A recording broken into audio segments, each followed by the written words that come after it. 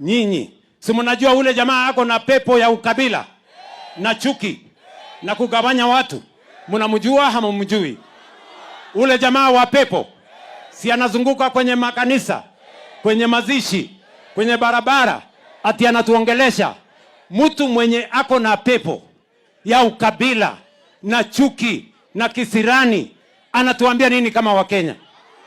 Mtu ambaye ameenda kwa kitanda ya ndugu yake ambaye alikuwa anakufa, anaenda kumanipulate will ya ndugu yake ili awanyang'anye wajane na mayatima mali yao. Mtu ambaye ameenda akatia mimba mtoto mwenye yako umri ya mtoto yake, alafu akachukua huyo mtoto akamuua, anatuambia nini? Huyo ni mtu ya kuongoza mahali popote?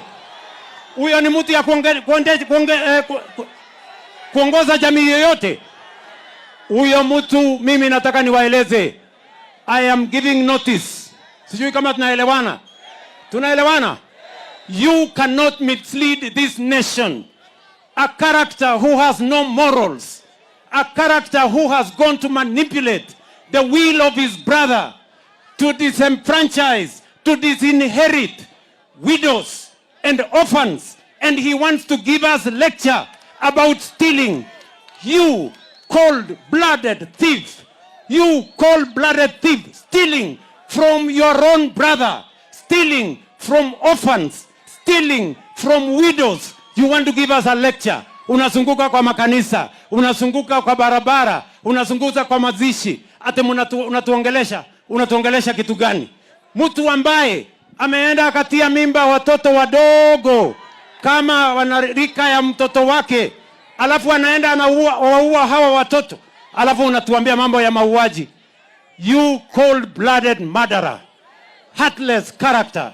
You want to tell us, you want to mislead our nation. We will not allow you to mislead any community. We will not allow you to mislead anybody in Kenya. You are not going to be anything in this nation. You belong to the rot in jail. Ni kweli ama si kweli? Huyo mtu atembee asitembee, apotee asipotee. Kama kuna mwizi, mwizi ni ule anaibia mtu amekufa. Mwizi ni ule mtu anaibia mayatima. Mwizi ambaye anauliza wale widows.